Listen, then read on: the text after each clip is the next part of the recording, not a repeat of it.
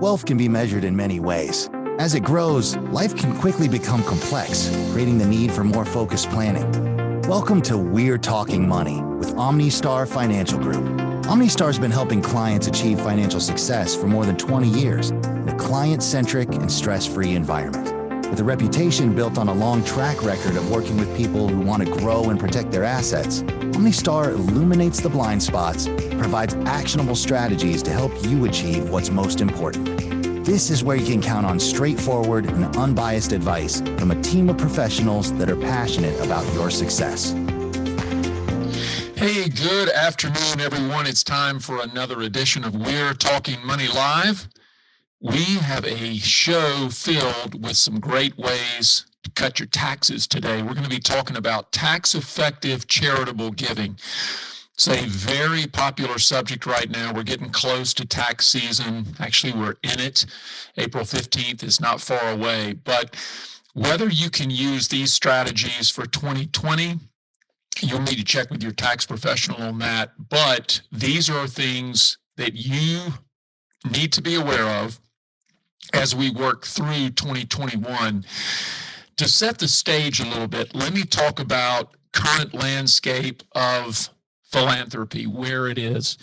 You know, as a wealth advisor, I see this on a regular basis. We talk about philanthropy, how it fits in, and everybody should know at least a little bit about how you can use charitable giving effectively to reduce your taxes. So, current landscape of philanthropy, there is $450 billion per year being given to 501c3s or not-for-profit organizations. That number continues to increase. We've seen it go up literally, my charts go all the way back to the late 70s. And since then, we've seen a pretty consistent rise. Back around 98, 97, 98, we saw a pretty precipitous increase in philanthropy. And so then it leveled again around the 2000s, 2005, it started bumping again, came down a little bit. And then from 2009 until present, we have seen this thing increase pretty significantly. So here's what's interesting, and this is why I think the show is so important. 69% of that $450 billion, that is given by individuals. So if you wondered whether charitable planning or charitable giving could be a part of your tax plan, rest assured, you're going to learn something today that will make a difference. Whether you choose to implement it, that's up to you, but I'm going to give you some good things to think about, and we're going to cover about 6, I believe, techniques today that should give you some meaningful ways to help avoid or reduce your taxes. Before we go there, let's talk about new legislation. It's all over the news. Everyone's wondering, what's it going to be? What are we going to get? What will the final version of all of this look like? Well, who knows? What I can tell you is what's proposed, and I can juxtapose that with current, and we can talk through the differences a little bit. And I think that'll help you better understand why each of these strategies can make such a difference. So let's talk about the current law for charitable giving in general. You can deduct charitable giving to save on your marginal tax rate. It's pretty normal. Everybody knows that. Well, potential changes in the Biden proposals. So under new administration, they want to have a limit on the amount that's deductible, and that limit would be 28%. Long-term capital gains rates. Boy, this one has been talked about probably as much as any part of the new laws or the proposed laws. 20% today is what everyone enjoys on capital gain rates, and that's a heck of a good rate. People love to generate income through capital gains because of the favorable tax treatment. Under the new Biden administration's proposal, 39.6% is the proposed capital gain rates for folks earning over $1 million. Now, a lot of you might be saying, well, I don't earn $1 million. Lots of people out there do through a combination of sources. And so you have to be aware of that, because all of a sudden, if you have a lot of capital gains and you're going to go from a 20% to a 40% rate, or 39.6, that is going to take a huge amount of your income. It's going to be gone, vanished quickly. So we don't know if that's going to be, we don't know if that'll be the final version here or the final result, but it certainly is. We know that's what's going to be proposed. Stepped up basis at death, another very controversial subject. Currently, we get a stepped up basis on all appreciated property. So if you will something to your children or heirs, they get a stepped up basis. So let's say you paid $100,000 for something and today it's worth $1 million. When you leave it to someone via your will, they get a stepped up basis, meaning their basis becomes the current value, and they would escape the capital gains that you would have paid had you sold that asset for the fair market value. That goes away. In other words, there would be no stepped up basis under the new administration's plan, or at best, there'd be a modified stepped up basis. And then finally, the estate tax exemption. Boy, this one has gotten everyone's attention. You know, right now, it's $11.7 million as far as the estate exemption goes. So if you have an estate that's $12 million, you can essentially pass it tax-free. If you're married, both of you, you and your spouse, get the $11.7 million exemption. So that means $23.4 million can be passed zero estate tax. That's a tremendous benefit. And anything over that is taxed at 40%. Under the Biden administration, their proposal would call for $3.5 million exemption times two if you're married, $7 million exemption, and an estate tax rate of 45% if you go over the $7 million. Well, guess what? People that were banking on this $23.4 million, a lot of those folks had nothing to worry about. And all of a sudden, at 7 million, I think a lot of families, a lot of folks are going to get pulled into this estate tax problem. So things to be aware of. So that's a little bit of a summary of potential tax law changes. Now, let's talk about these strategies and figure out how we can save some tax. So the first one, we're going to go through 6 of these, but the first one is bunching. That's right, bunching or accelerating deductions. What does that mean exactly? I have a lot of folks that ask, is that legal? How does it work? Ramping up your tax savings through bunching your itemized deductions can be a very powerful way to save some taxes. So keep in mind that we all have a standard deduction now. So we're talking about itemizing here versus using the standard deduction. But just some examples to think about. If you made a charitable donation, if your plans were to make a charitable donation every year of $10,000, and we did that in, say, 2021, 2022, and 2023, you can see on your screen that that charitable donation over 3 years would equal $30,000. That's simple math.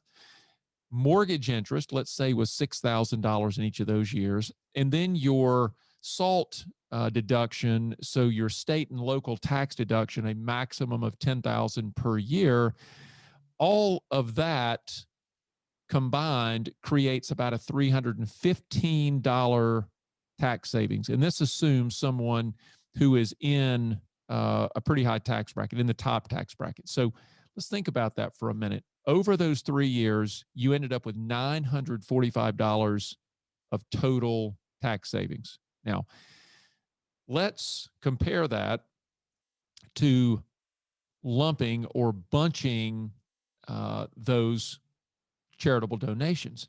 So if we took all of them and gave $30,000 in 1 year, how would that affect you? Well, the bottom line is you'd save $7,315 instead of saving $945.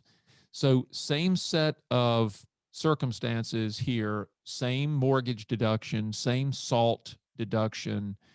all things being equal, the only thing that we did different was we bunched the itemized deduction. So if you were going to give anyway, go ahead and do 2 or 3 years at one time. You can see by what I'm showing you that the savings is well worth giving in advance. So keep that in mind. That is a tremendous opportunity that a lot of people miss. If you're going to give anyway, might as well go ahead and do it. So accelerating deductions. Let's just talk through one more example so that you get an even greater effect here. If you're in an income tax rate, and you'll notice that we have 37% down to 28% here, and you're doing a $10,000 gift per year, and we do that over 10 years, well, it's a total of $100,000 of gifting. So you've done $100,000 across 10 years. The net effect there is about a $28,000 or $29,000 tax savings. That's good, no question about it.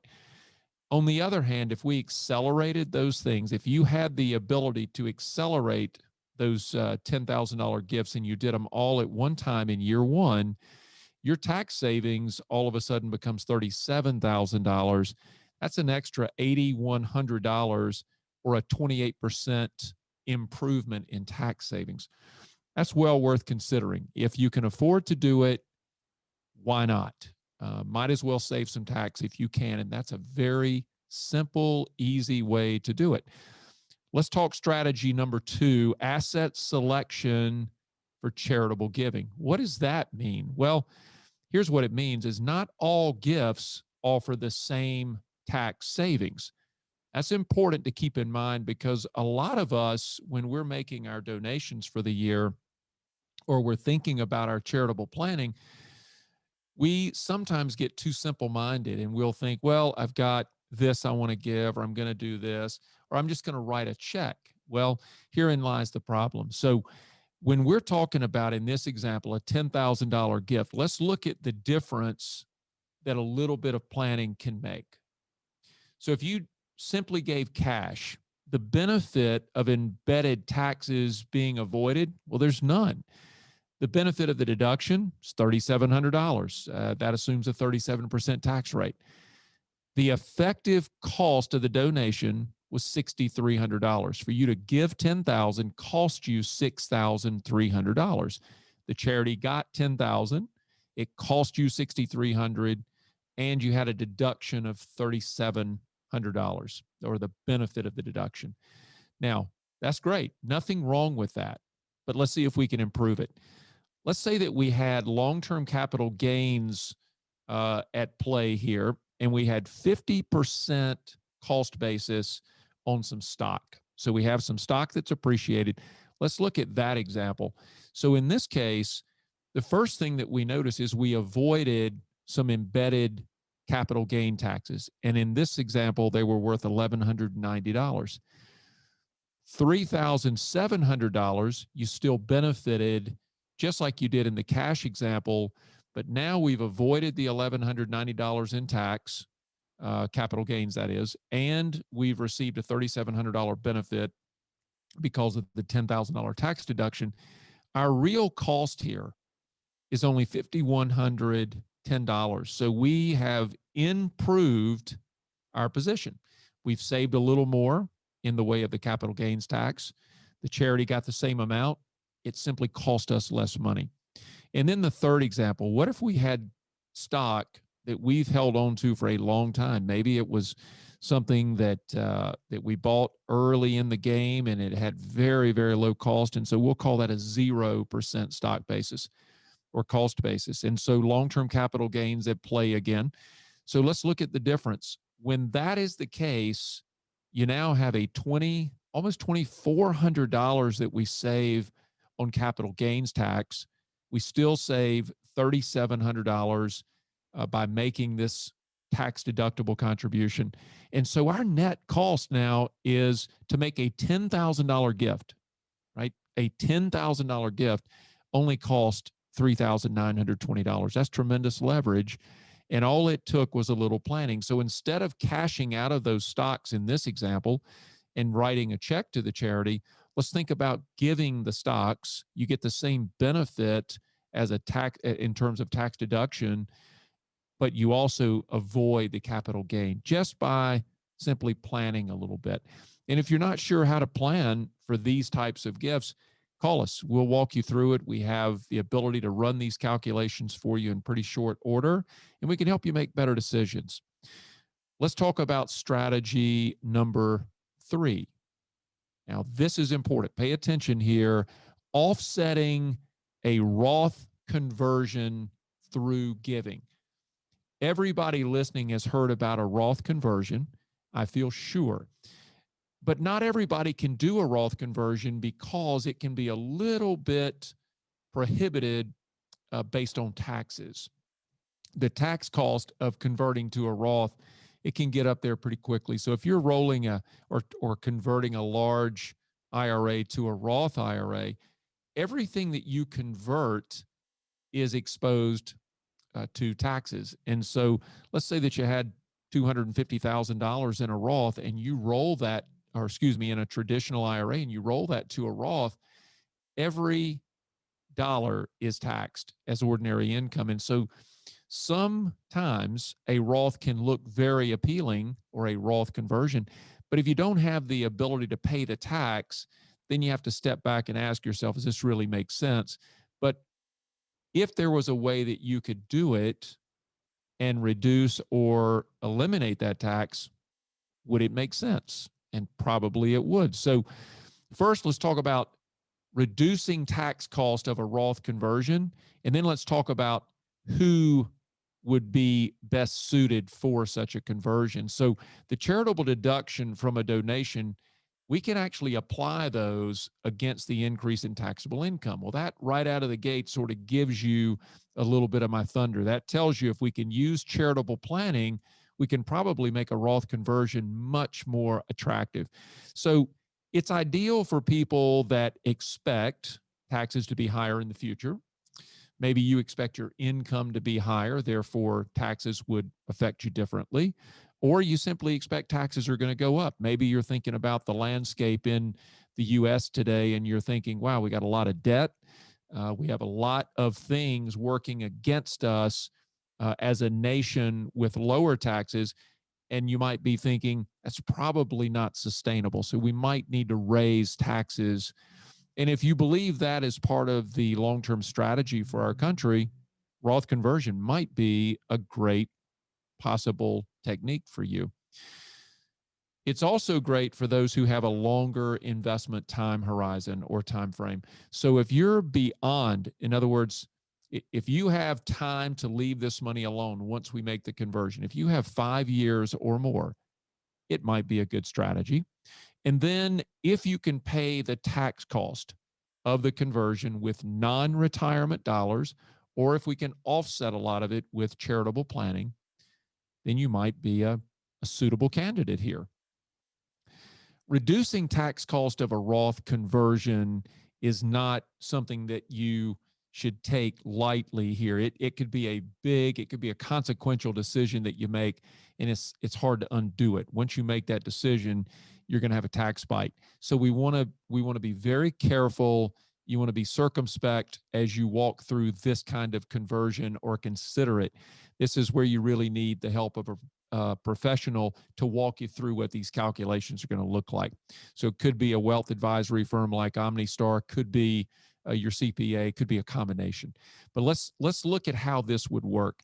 So if you're paying for a conversion with no charitable deduction, if you have a $500,000 traditional IRA and we roll that to a Roth, or we convert it to a Roth, you are going to, at a minimum, pay $185,000 to the IRS for that rollover or that conversion.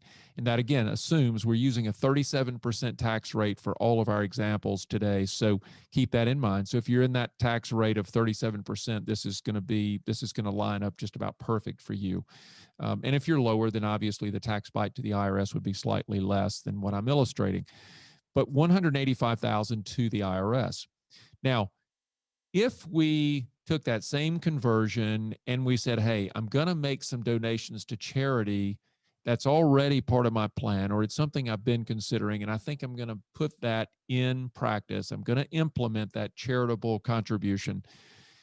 If you simply did, say, $100,000 to your charity, if that was something you were going to do, then it would reduce your IRS tax payment to $148,000. So by making that contribution, it would save you almost $40,000 on your Roth conversion. That's a tremendous savings.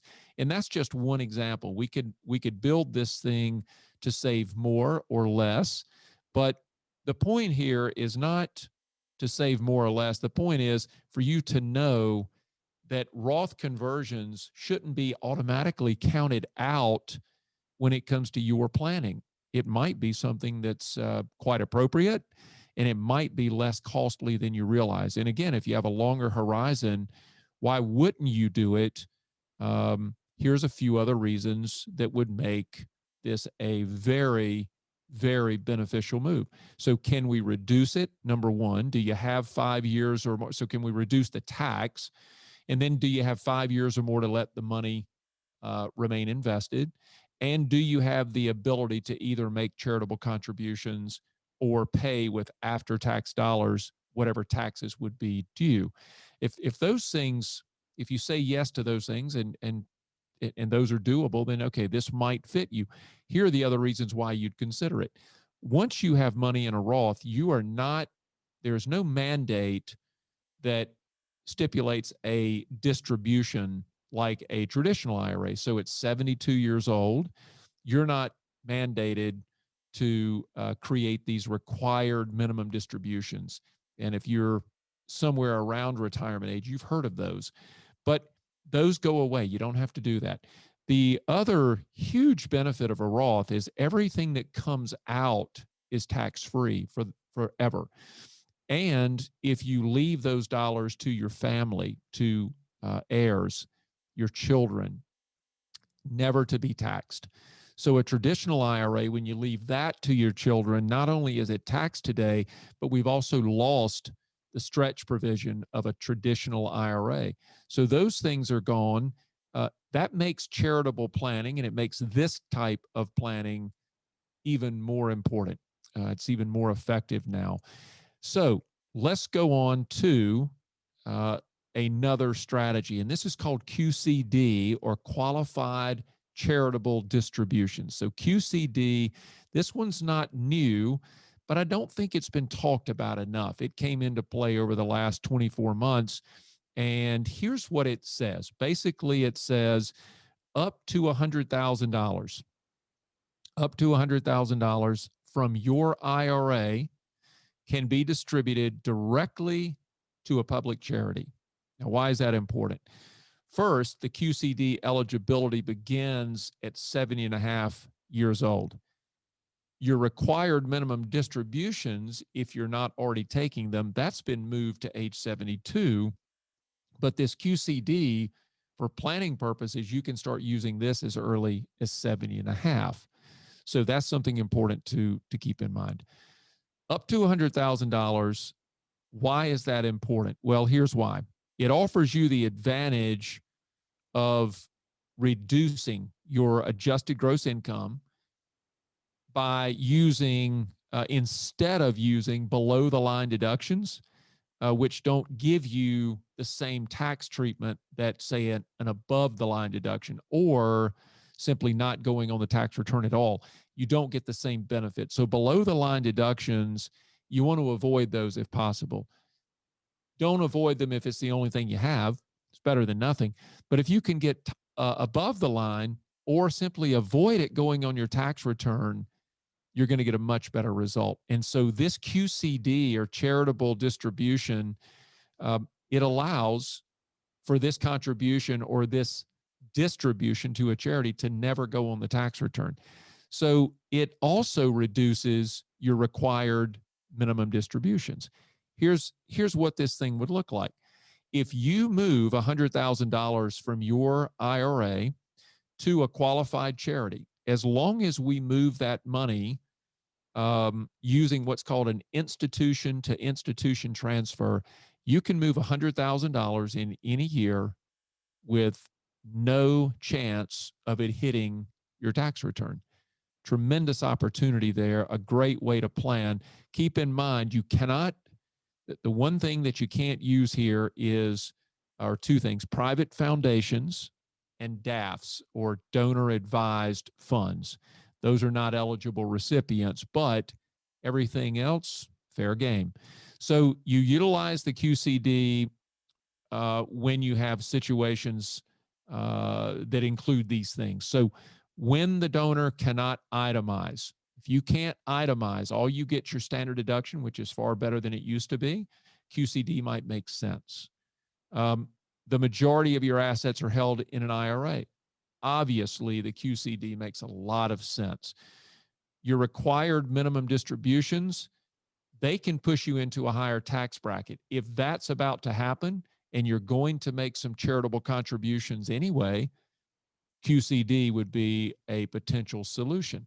And then for any immediate donations, just things that you want to do and you want to use the least friendly tax dollars in your portfolio, use the IRA dollars to make these immediate donations.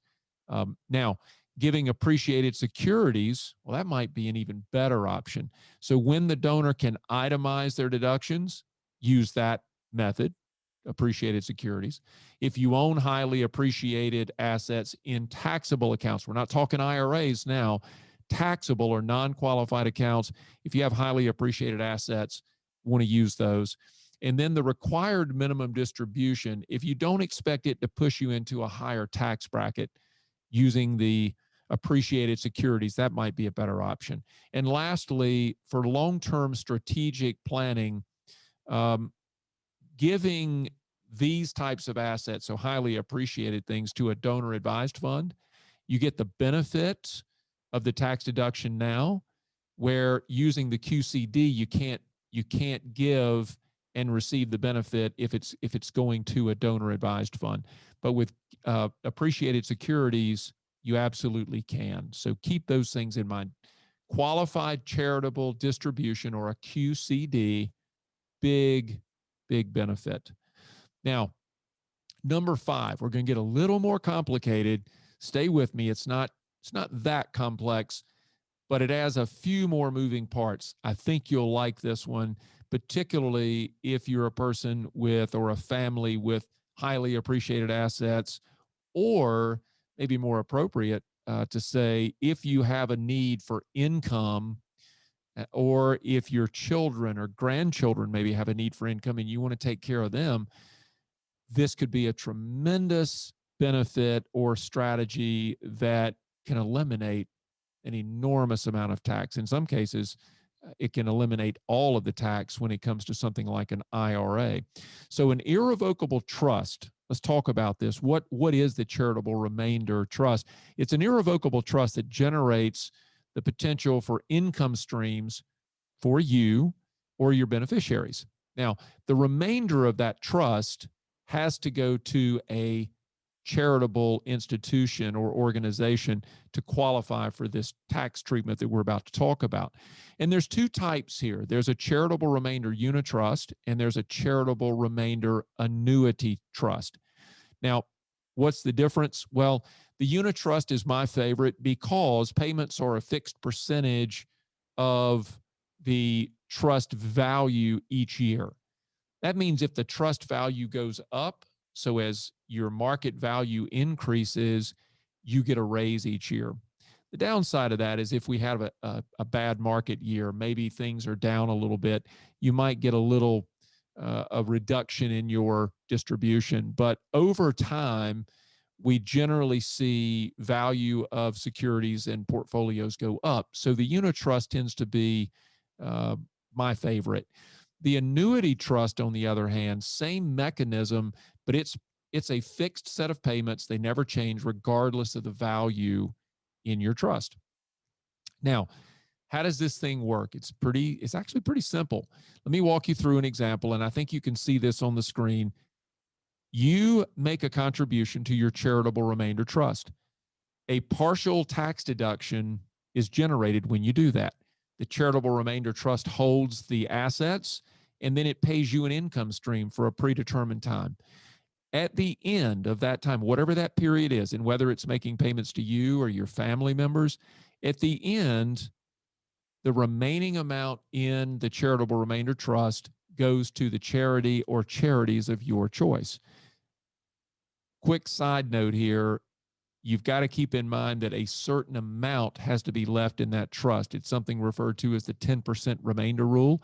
I won't get into that right now because that's a much deeper subject and we don't have time for it, but we can certainly educate you on that if you find this to be something that you want to explore. So, who is a good candidate for this charitable remainder unit trust, or what we call a CRT? Clients who want to make immediate charitable deductions, but they also have a need for income or an income stream, either for yourself or another person in your family, perhaps. Also, a good option for clients who want to provide for heirs, maybe the next generation. And if you want to benefit a charity, that's also key. If you're not charitably inclined, this is probably not a good tool for you. So let's talk about it. Let's talk about the charitable remainder trust with a little spin on it here. This is very important for people with IRAs. IRAs, as we all know, probably the least efficient method of transferring wealth that we can talk about or that we know of. And here's why. IRAs are included in your estate for estate tax purposes, and the monies inside of the IRA are income taxable. So a double whammy, if you will. And that's a big one to consider. So if you have IRA assets, this could be a great solution. But let me give you a warning. This is only a good strategy if you have some charitable intent, or if you think that charitable giving is something that you want to make part of your plan. Now, if you're already a philanthropist or you're already charitably inclined, then we're talking about something that probably will interest you. So here's how it works. You're the donor, you own the IRA. Instead of you leaving that IRA outright to your children or your grandchildren, whoever it is, today we don't have that stretch provision that a lot of you are probably aware of. Well, when we lost that, all of a sudden, we don't have this leverage any longer that allowed us to leave that IRA in a tax-deferred instrument over the beneficiary's lifetime. We lost that. And so now, what's the next best option? Well, you can leave it in that IRA when your family or your heirs inherit it for no more than 10 years, and then it all has to come out, and that means they're going to pay a lot of tax. What's the alternative? Well, you could leave your IRA, or you could name your charitable remainder trust as the beneficiary. And when you do that, no tax is paid when that IRA is distributed to the CRT, or the charitable remainder trust. The charitable remainder trust then pays out, based on your wishes, income to your children, and eventually the remainder goes to your favorite charity or charities. That is a win-win. If you wanted to benefit your charities, you do that. And if you want to benefit your children with a much better than a 10-year window in which they can leave the money in the IRA, in this case, you could set it up for 20 years. So this effectively brings back at least a version of what we all knew as the stretch provision. So charitable remainder trust, they used to only be talked about for purposes of highly appreciated property, real estate mostly. And if you had real estate, you'd put it in this charitable remainder trust, sell it inside the trust, avoid the capital gains, take the income, get a tax deduction, and then leave something to your favorite charity. Well, still popular, still a great technique, but let's not forget, you can make just as much progress. You can be just as effective with a charitable remainder trust when it comes to your IRA. So don't forget that one. Now, that's 5 strategies all are not just good strategies for putting charitable planning in your wealth management process, but these are charitable strategies that are going to save you a lot as it relates to tax. These things are not only going to help you reach your goals, but they're going to help you avoid tax. That is truly a win-win. Number 6, let's talk about the last one. That is testamentary gifts. Now, there's charitable tax incentives when it comes to estate planning. And I just want to remind you, today's federal tax exemption, it's $11.7 million per person. So $23.4 million for a couple. Highest tax rate's only 40%. Only, that's a lot. Unlimited deduction for charitable contributions, but that is potentially going to change. And if it does, you're going to have a much different set of rules to learn, to know, and planning. I was talking to an attorney out in Washington State just a couple of days ago. She's working with one of our clients out in Washington, and Katie and I were talking about these presumed changes. Maybe they won't come to fruition, but we were talking about just how onerous these things are, and they are significant. If they're passed as written, these are going to make it's going to feel draconian in a lot of ways to a number of listeners, and you got to be prepared for that. So remember, these exemptions today at 23.4 million, we're talking about going down almost 2/3, or maybe a little more than 2/3, down to 7 million with an estate tax rate of 45%. So are these planning techniques more valuable today? Absolutely, they are. Will they be talked about more? Rest assured, people like Katie out in Washington, she's already gearing up for it. She surmised that this will be her busiest planning year, and she's been practicing estate tax law for and estate tax savings techniques for, I believe, about 25 years. And she expects this to be a very, very busy season. I agree with her. So let's talk about these gifts then from trusts and your estate and the deduction that would come with that. Here's what you have to know. You can make gifts from your trust or your estate, and you will certainly get the deduction. That will remove assets as it relates to the estate tax calculation. However, if you have something like an IRA, or what we call an income with respect to decedent asset, it's not as simple as saying that you want that to go to a trust or to a charity. The reason is it's a double taxed instrument. So if it has accumulated taxes in it, someone's got to pay those taxes, and it could also cost them estate tax. So what's the real answer here, or what's the right answer? The right answer is name IRD assets to a charity so that those things escape the estate tax wrath. That's one part of the solution. The other part of the solution is early planning. Let's figure out what legal documents you need, what strategies will fit best, what are your goals and objectives, what are you trying to accomplish, and let's design strategies that fit what you and your family are trying to accomplish. What's most important to you is the way that you should plan. So keep all these things in mind. There's a lot that we went through today. I know I filled your heads with a lot of good information, and you might forget some of it, but don't worry. We're going to have this on our website. You can come read about it. We'll have all the slides. You'll be able to learn more. And if you want to talk to us, you can reach out by email. You can check us out at omnistarfinancial.com, or you can ring us, set up a time to do a Zoom call. We'll go through all of these things with you, and we'll tell you if it makes sense for you to consider them. So until our next show, I wish you the best. Thanks for joining us. And hey, make sure you check out these strategies, get those taxes down. See you next time.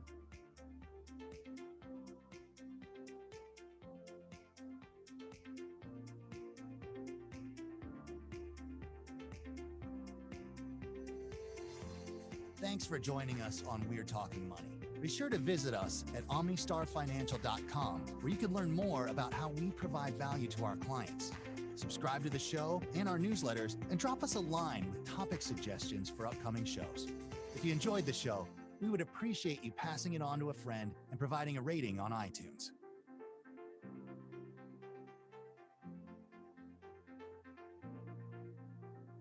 This podcast is a publication of OmniStar Financial Group. The content is developed from sources believed to be reliable and accurate with all information. The information in this material is not intended as tax or legal advice and may not be used for the purpose of avoiding any federal tax penalties. Please consult legal or tax professionals for specific information regarding your individual situation. The opinions expressed and material provided are for general information and should not be considered a solicitation for the purchase or sale of any security or service provided by OmniStar. All expressions of opinion reflect that of the authors and are subject to change. Any distribution, use, or copying of this podcast, other than the intended recipients, is prohibited.